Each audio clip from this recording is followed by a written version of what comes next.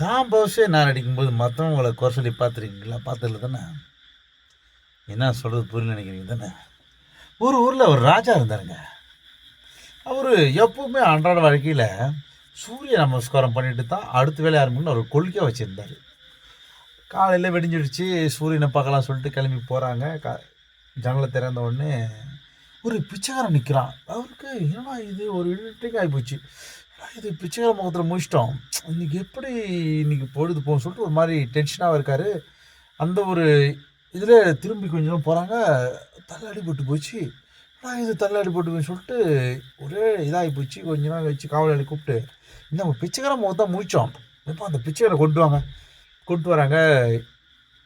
ஏம்பா இந்த மாதிரி உன் முகத்தான் முழித்தேன், தள்ள அடிபட்டு போச்சு, அதனால் உனக்கு வந்து மரண தண்டனை விதியில் சொல்லிட்டு ராஜா சொல்கிறது. உடனே பிச்சைக்காரன் பார்த்து சிரிக்கிறான். உடனே ராஜா ஒரே கோபம்.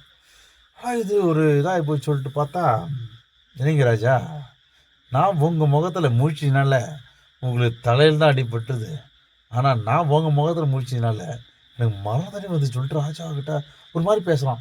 எல்லாருக்கும் ஒரு மாதிரி கோபம் வந்து போச்சு. ஒன்று ராஜா அப்போ தான் சரி நம்ம முகரட்டையை பார்த்து இப்படி சொல்லிட்டானே, சரி ஓகே பிச்சைக்காரன் நீங்கள் போகலாம் சொல்லி அவர் விடுவிக்கிறார்.